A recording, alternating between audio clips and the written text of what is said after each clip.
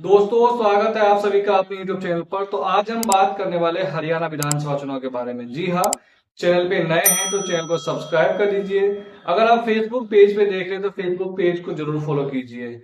तो आज हम बात करने वाले हरियाणा के अंबाला कैंट विधानसभा चुनाव के बारे में। जी हाँ, यहाँ से बीजेपी के फायर ब्रांड नेता अनिल विज, जो वर्तमान में अभी मंत्री भी है सरकार में, वो चुनाव लड़ रहे हैं।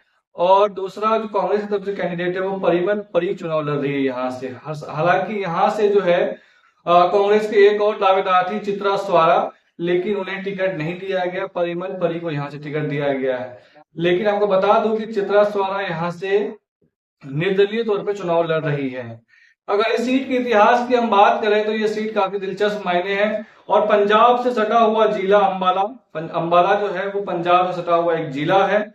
ऐतिहासिक गौरव को समेटे हुए यह क्षेत्र 14वीं जो है शताब्दी में बसाया गया था। 14वीं शताब्दी में यह देश बसाया गया था, यह जिला। और 1857 की क्रांति में यहाँ के लोगों ने बड़ी संख्या में कुर्बानियां दी है। और इस क्षेत्र के में भारतीय थल सेना, वायुसेना के बड़े सेंटर मौजूद हैं। अंबाला जिले में कुल 4 विधानसभा सीटें हैं और ये चारों विधानसभा सीट पर बीजेपी का कब्जा है। बता दूं कि अंबाला जिले के अंदर 4 विधानसभा सीटें आती है और इन चारों सीटों पर ही बीजेपी का कब्जा है। यानी यहाँ पर कांग्रेस का बिल्कुल सफाया हो चुका है पिछले 2 चुनाव से। और बीजेपी के इस दुर्ग को भेदने के लिए कांग्रेस ने इनेलो और जेजेपी के कई क्षेत्रीय पार्टियों ने कमर कस ली है। हालांकि ये माना जाता है कि अंबाला जिला जो है वो बीजेपी का गढ़ माना जाता है। और इस किले को भेजने के लिए कांग्रेस के साथ साथ जेजेपी और इनेलो ने भी काफी कमर कस लिया है और उन्होंने अपने अपने मजबूत उम्मीदवार दिए हैं।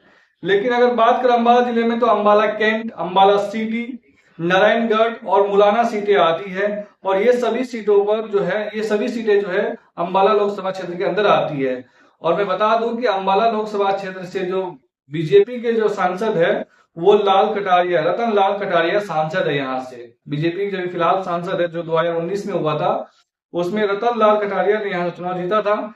और अगर हम बात करें अंबाला कैंट विधानसभा की तो हरियाणा की सबसे पुरानी विधानसभा सीटों में से एक है अंबाला कैंट विधानसभा। यहाँ से बीजेपी के गब्बर कहे जाने वाले अनिल विज लगातार 3 बार से विधायक है। पहली बार बीजेपी ने उसे 2009 में टिकट दिया था, तब वो सांसद बने। 2014 में विधायक बने, फिर 2014 में फिर टिकट दिया बीजेपी ने और सरकार जब आई तो विधायक बने और मंत्री भी बने। और उस वक्त जो है मनोहर लाल खट्टर के पहली सरकार में ये गृह मंत्री थे राज्य के, यानी पावरफुल मंत्री थे। उसके बाद फिर 2019 में चुनाव जीती और यहाँ से टिकट पे फिर वो जीते और फिर सरकार बनाई बीजेपी ने हरियाणा के अंदर और फिर वो मंत्री बने। लेकिन 2024 में भी उन्हें बीजेपी ने अंबाला कैंट से ही टिकट दिया है। और अगर बात करें तो इस अंबाला कैंट बहुत पुराना विधानसभा है और पहली बार इस पर जो चुनाव हुआ था वो 1967 में हुआ था, जिसमें कांग्रेस के डीआर आनंद ने चुनाव जीत करके विधायक बने थे। मौजूदा समय में बीजेपी का अनिल विज विधायक है। 2014 से लेकर के 2009 से लेके अब तक वो लगातार विधायक है। अगर बात अंबाला कैंट के जातिगत इक्वेशन की बात करेंगे अंबाला कैंट विधानसभा की, तो हम बता दें आपको कि सबसे ज्यादा यहाँ स्वर्ण वोटर है। लगभग 44.71% जो है यहाँ पर स्वर्ण वोटर है। जबकि अगर हम बात करें जाट वोटरों की तो यहाँ 6.6% वोट जो है वो जाट का है। इस वजह से यहाँ पर बीजेपी कांग्रेस लगातार कई चुनाव हार रही है। अगर जाट निर्णायक भूमिका में होता तो कांग्रेस यहाँ पर टक्कर में आ जाती और ये सीट आराम से जीत भी सकती थी। हालांकि अभी कुछ कहा नहीं जा सकता है। और ब्राह्मण जो है वो 8.67% वोटर यहाँ पर मौजूद है। उसके बाद जाट सिख जो है वो भी लगभग 5.8% है। और उसके बाद कहें तो मुस्लिम वोटर्स भी 2.7% है, ये भी कोई निर्णायक भूमिका में है नहीं। और उसके बाद पंजाबी की बात करें तो 9.5% वोटर जो है वो पंजाबी है।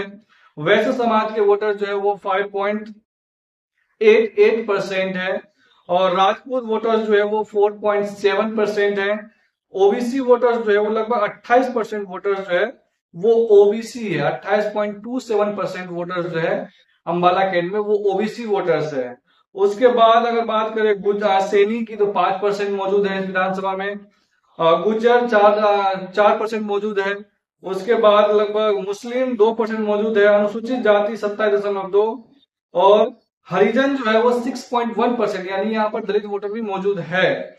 उसके बाद वाल्मीकि है, रामदासिया है, ये सब रामदासिया का भी अच्छा खासा परसेंटेज है, लगभग 15.5% वोटर्स जो है वो रामदासिया का है। लेकिन आपको बता दूं कि यहाँ पर कांग्रेस इस वजह से कमजोर मानी जा रही है क्योंकि स्वर्ण वोटर जो है, स्वर्ण मतलब ओबीसी, आप मान लीजिए बड़ी जाति के जो वोटर है वो ज्यादा संख्या में यहाँ मौजूद है। और बड़ी जाति जो है वो बीजेपी को हमेशा से वोट करती आ रही है, लगातार 2014 से। तो मुझे लग रहा है कि अंबाला कैंट विधानसभा क्षेत्र से अभी के वर्तमान, अभी जो आज तारीख है, आज की तारीख में अनिल विज जो है वो काफी मजबूत दिखाई दे रहे हैं। उसके सामने परिमल परी जो कांग्रेस के उम्मीदवार है वो टक्कर देती हुई नजर आ रही है। लेकिन यहाँ पर एक बात गौर करने वाली होगी कि चित्रा स्वारा कितना वोट काटती है और किसका वोट काटती है। दरअसल आपको बता दो 2019 में जब विधानसभा चुनाव हुए थे तो चित्रा स्वारा इनेलो के टिकट पर चुनाव लड़ी थी और वो दूसरे नंबर पे, तीसरे नंबर पे आई थी। तो मुझे लग रहा है कि आज निर्दलीय उम्मीदवार के तौर पर खड़ा होती है और कुछ वोटर वोट काटती है, तो मुझे लग रहा है इसका फायदा कांग्रेस पार्टी को हो सकती है। ये कितना होगा ये तो आने वाला वक्त पता चलेगा जब वोटिंग की गिनती होगी। लेकिन मुझे जहां तक लग रहा है कि अनिल विज का यहाँ से दावेदारी मजबूत दिखा बताया जा रहा है और वो यहाँ से चुनाव जीत सकते हैं। लेकिन एक और बात, उन्होंने अभी कुछ समय पहले बयान दिया था कि वरिष्ठता के आधार पर मैं इस बार मुख्यमंत्री बनूंगा। जब बीजेपी को बहुमत मिलेगी तो वरिष्ठता के आधार पर अगर देखा जाए तो मैं यहाँ पर मुख्यमंत्री के बनने के काबिल हूँ, नायब सैनिक कोई नहीं है। उन्हें तो आनंद फानर बना दिया गया था, उन्होंने मुख्यमंत्री पद के दावेदारी भी ठोक दिया है। लेकिन आपको क्या लगता है कि इस बार कौन जीतेगा अंबाला कैंट से? अनिल विज, चित्रा स्वारा जो निर्दलीय चुनाव लड़ रही है, और परिमल परी जो कांग्रेस का चुनाव लड़ रही है, फिर इनेलो या जजपा? आप हमें जरूर कमेंट में बताइए। चैनल पे नए हैं तो चैनल को सब्सक्राइब कर दीजिए। धन्यवाद।